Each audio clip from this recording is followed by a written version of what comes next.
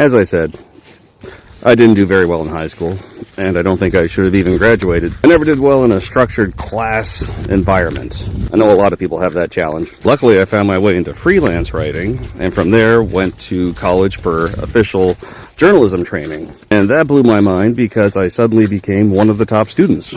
So all I had to do was pick a block, which could be writing about federal issues in your local area, find the appropriate subject matter, do a story, get a good grade. It was actually a pretty smooth process. Government, crime, local topics of interest, no problem at all.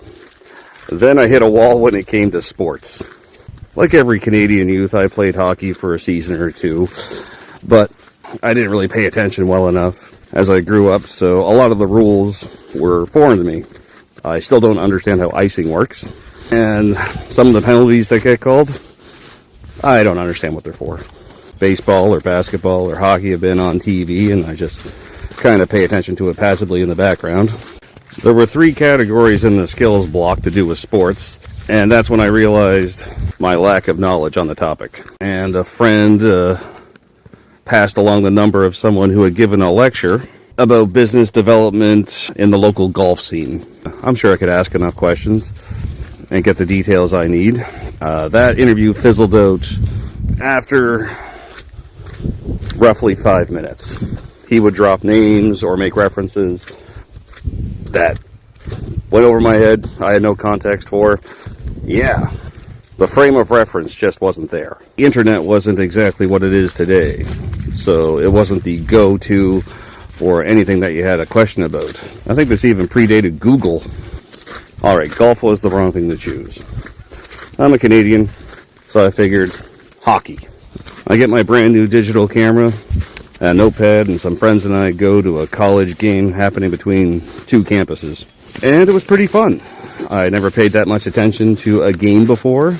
I even interviewed a couple of the players afterwards and wrote what I considered a pretty good 400-word story. It says it's very well written, but I can't give you a passing grade on it unless you make some changes. I was expecting that, and I asked, what does it need? And this shows the lack of sports knowledge I had, especially when it comes to the readership. He said, I read through the whole story, and I don't know who won. I don't even know what the final score was.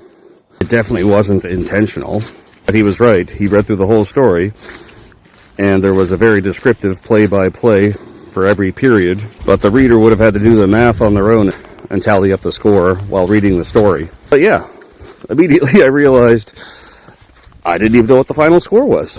I said I'd make the changes, called my buddy up, he laughed at me, gave me the final score, rewrote the story, got more than a passing grade.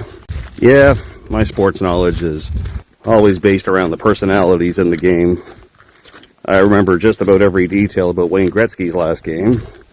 The atmosphere, the vibe, how he looked when he was skating around to wave goodbye.